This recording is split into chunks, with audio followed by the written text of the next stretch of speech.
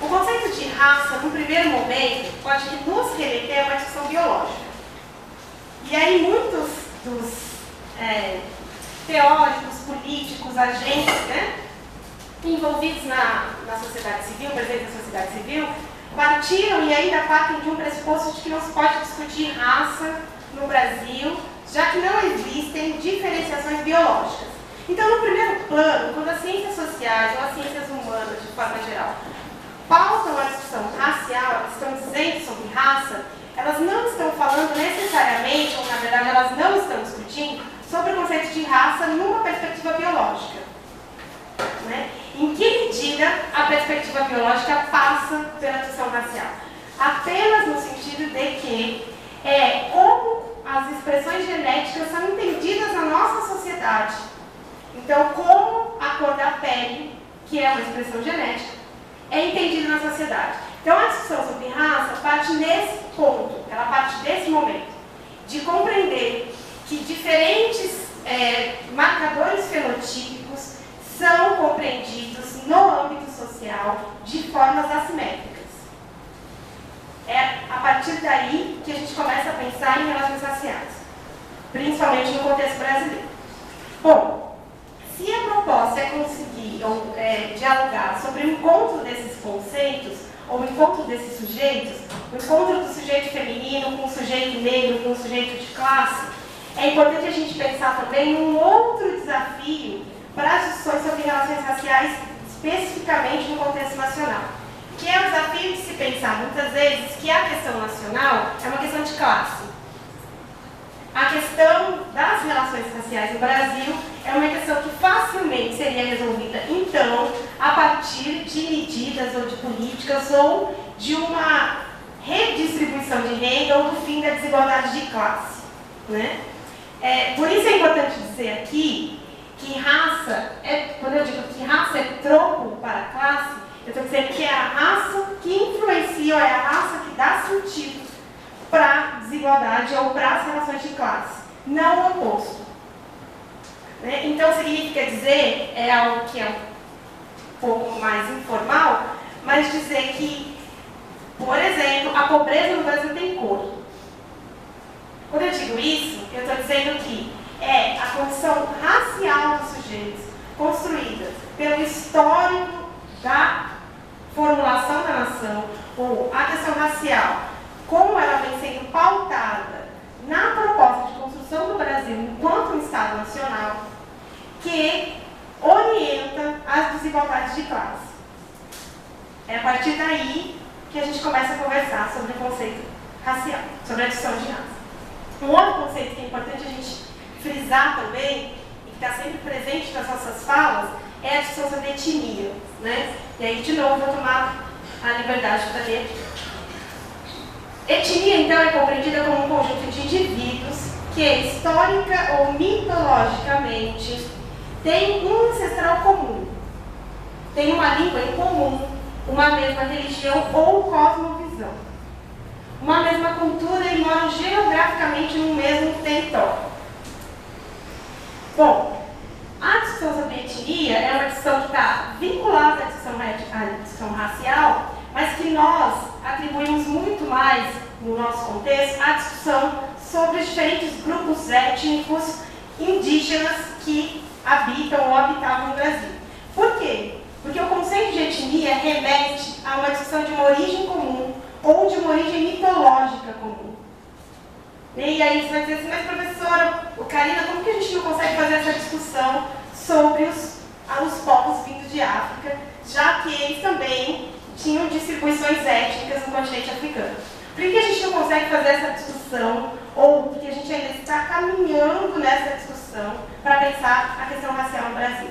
Porque essa história das origens étnicas, essa história de uma origem mitológica compartilhada, para a população negra foi apagada, dizimada, ela não foi publicizada, ou ela não foi reconstruída. Ela tem sido reconstruída agora por alguns espaços. Então é muito complicado, é muito complexo para a discussão racial a gente conseguir fazer uma identificação étnica. Porque, por exemplo, quando a vinda dos africanos para o Brasil na condição de escravo, de escravos, retirou desse povo, né, desses povos, as suas origens históricas, as suas organizações sociais, tudo isso foi ou dizimado ou subalternizado. E nós não, aquele projeto de construção nacional, ou o projeto de construção nacional que se consolidou, não trouxe, não manteve, não resgatou até pouco tempo essas contribuições. Então é muito complexo a gente fazer essa discussão hoje sobre os povos vindos de África para o Brasil. Um outro conceito que é importante também para a gente fazer aqui a nossa conversa é a discussão sobre gênero. Então, gênero, o que significa gênero, né?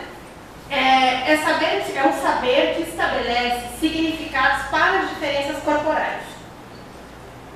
Esses significados variam de acordo com as culturas, os grupos sociais e no tempo, já que nada no corpo, incluídos aí os órgãos reprodutivos femininos, determina univocamente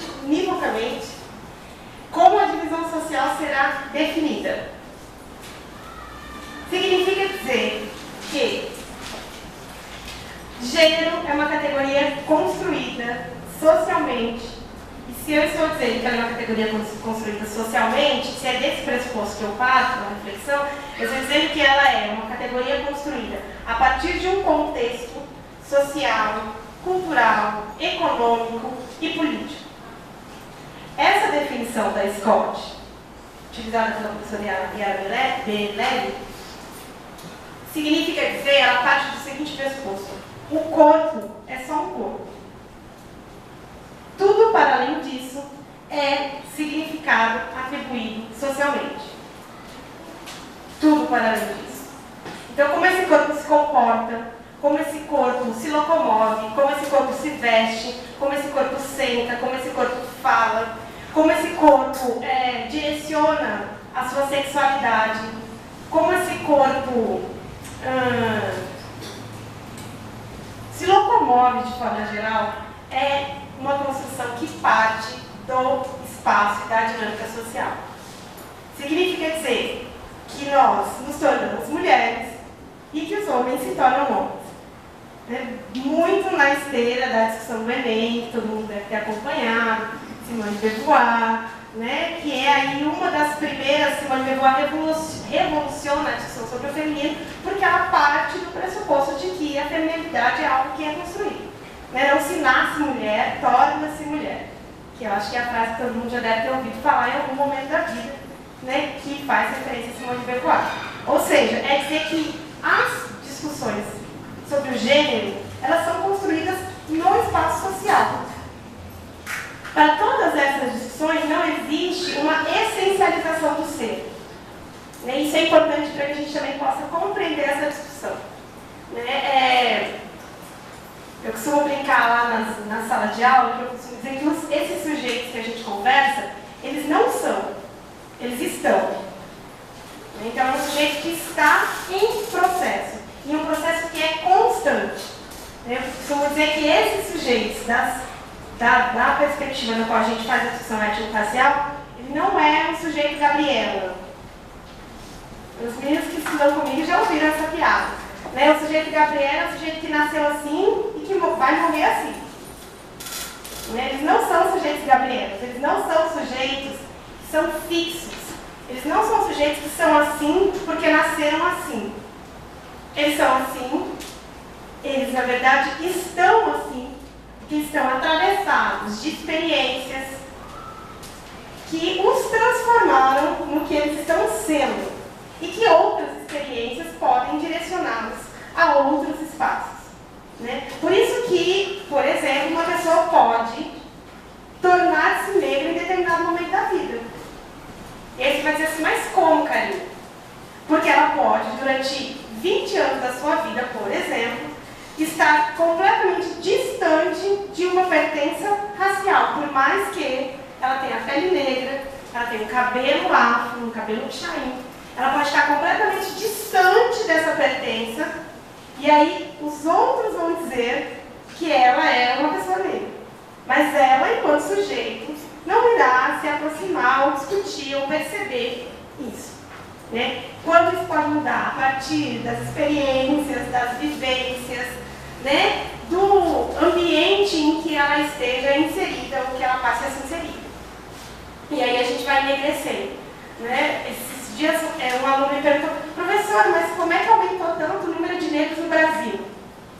Eu falei: não é o que você está pensando. Né?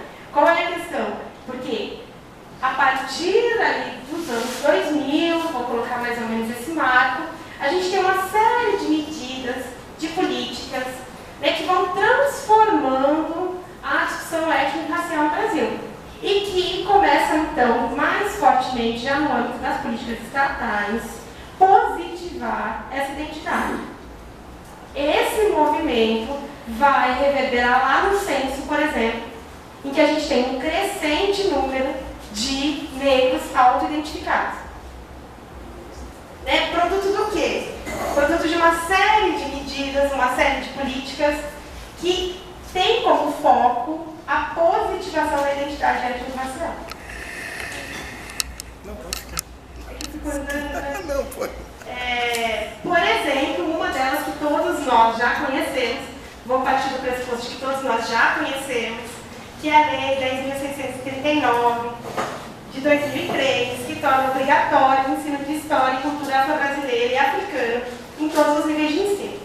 Né? Um dos objetivos dessa lei é fazer o reconhecimento positivo, o reconhecimento e a afirmação positiva da história dos povos advindos de África e dos afro-brasileiros para a construção do Brasil.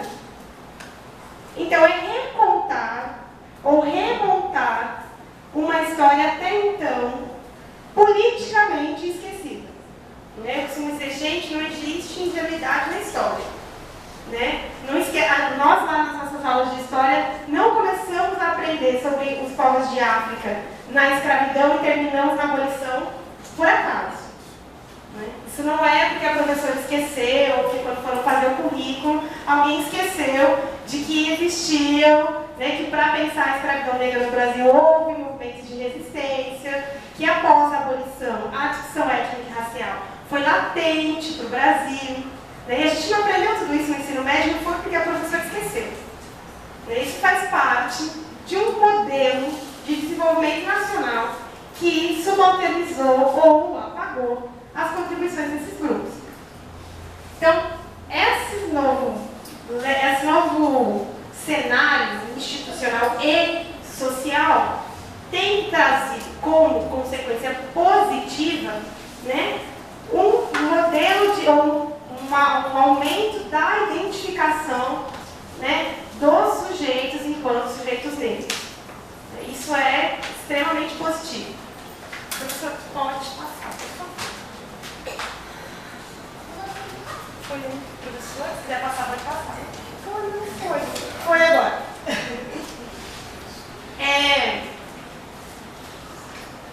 Ainda para a gente pensar no campo dos conceitos, para que a gente possa partir da nossa reflexão, vou falar de um outro conceito que é importante, e esse sim atravessa todos os outros três, que é a ideia de racialização.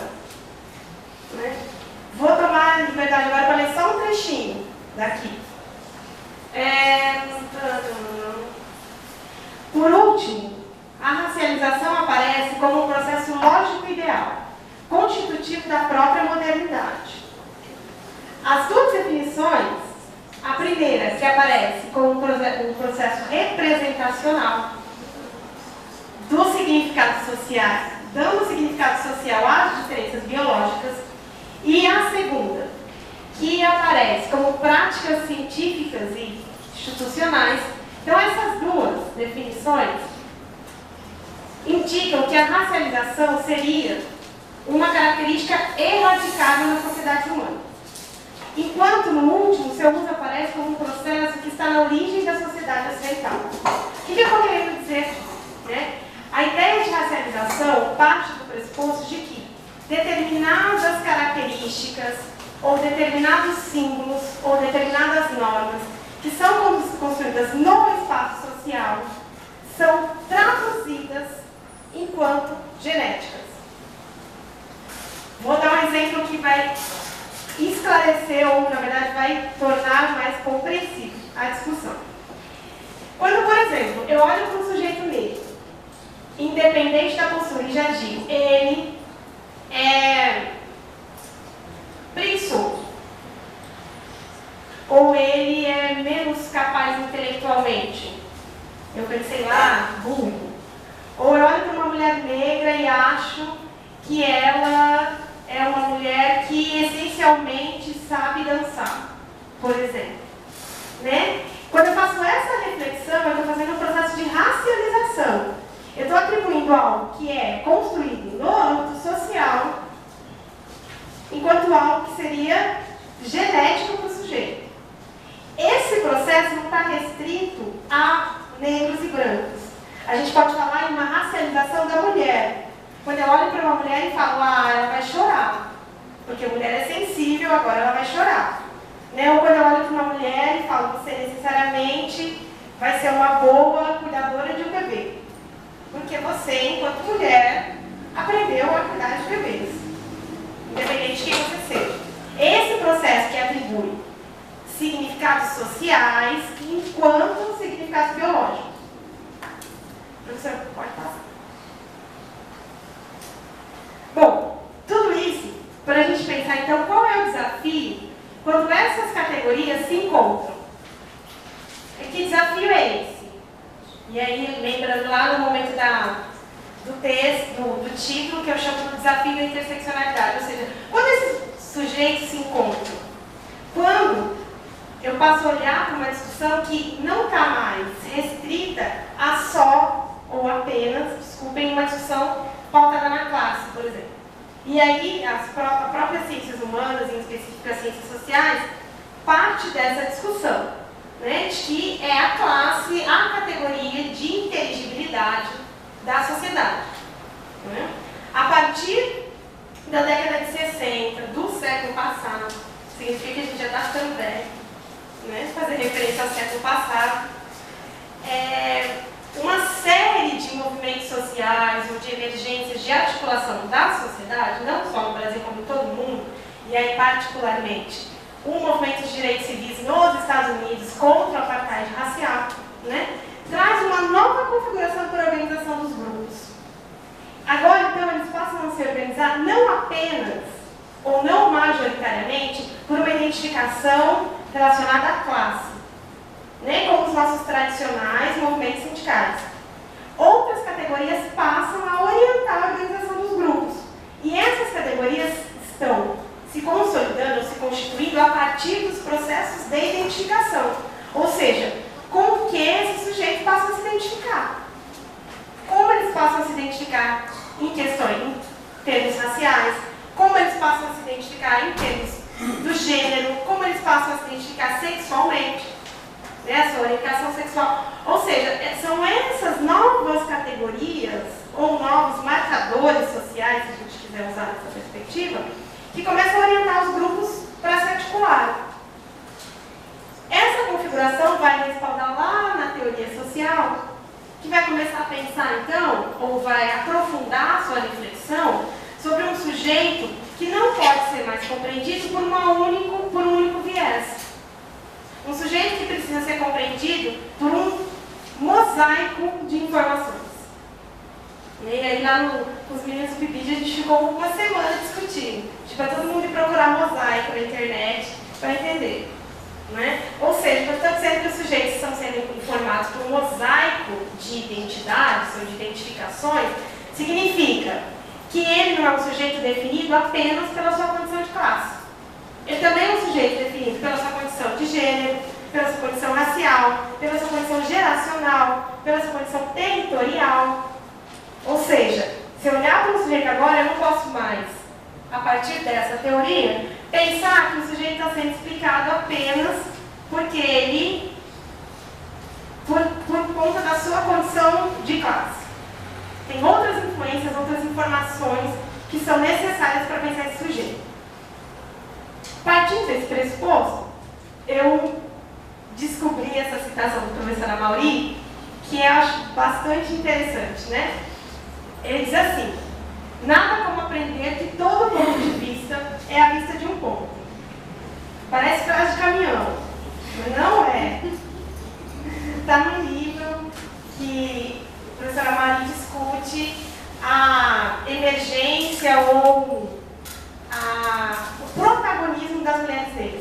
né? E aqui é uma entrevista que ele faz com uma das mulheres lideranças do movimento negro, né? Por que eu acho importante? Vamos voltar. Nada como aprender que todo ponto de vista é a vista de um ponto. É importante para a gente perceber que nesse mosaico, se nós partimos do pressuposto de concordarmos que esse sujeito é composto por uma série de influências, que ele não é um sujeito orientado por um único marcador, por uma única característica, se nós partimos desse pressuposto, então é impossível olhar a partir de um único ponto. Eu preciso olhar, então, para compreender a dinâmica sobre a qual, a dinâmica que influencia esses sujeitos. Para compreender esses sujeitos, para compreender o lugar que eles ocupam, eu preciso olhar por diversos pontos.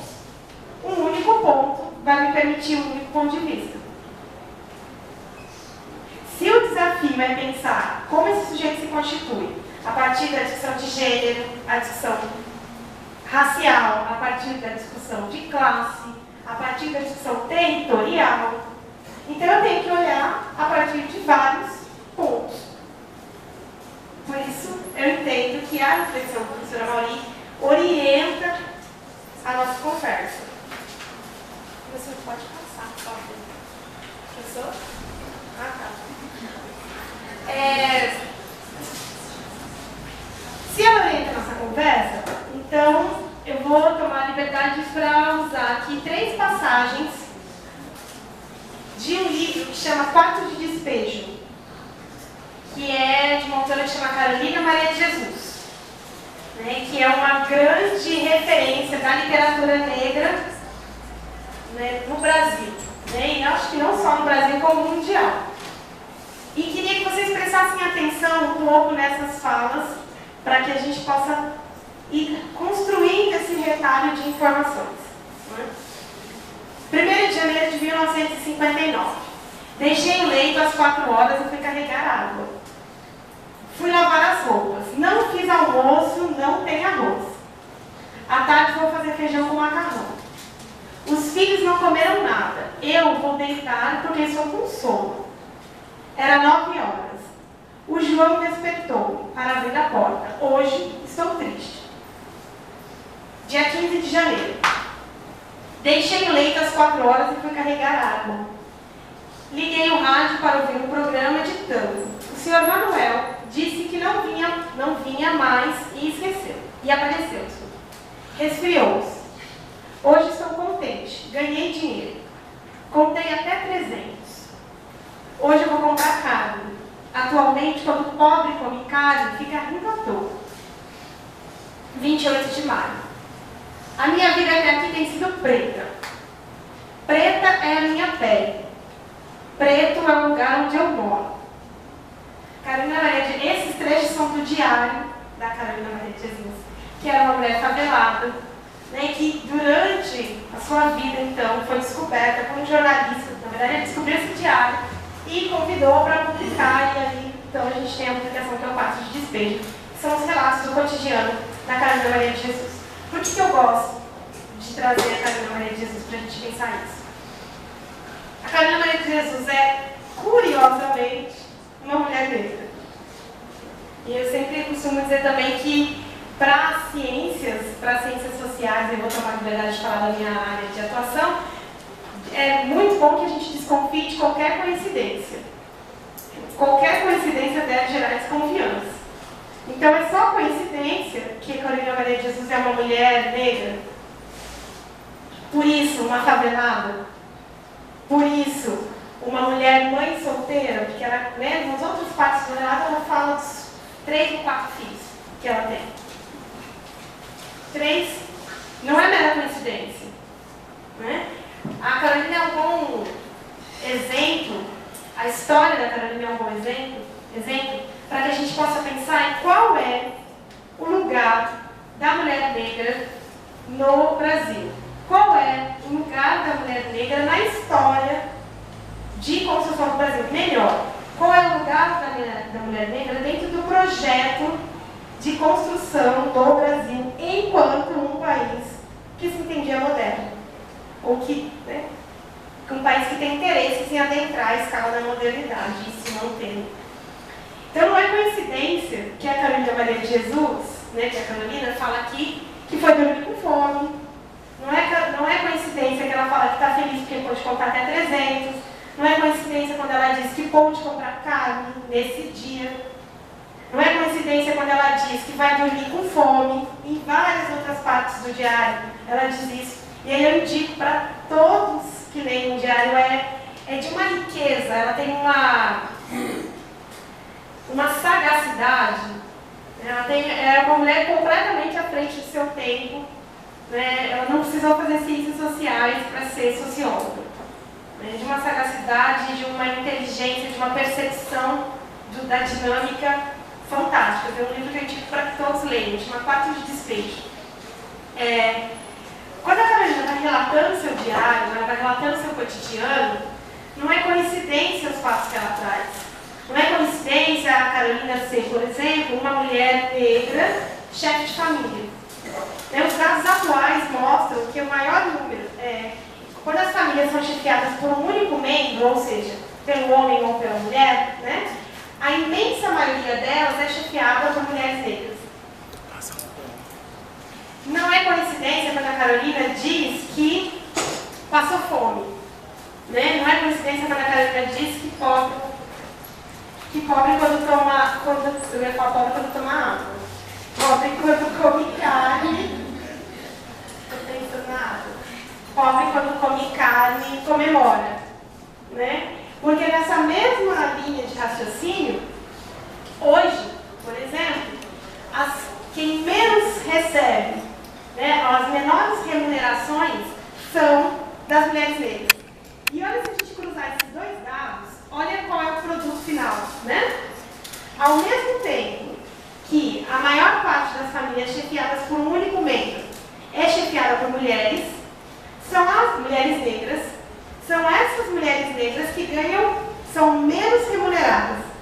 Significa então quais seriam as condições de sobrevivência, eu não estou falando nem de vida, eu estou falando de sobrevivência dessas famílias.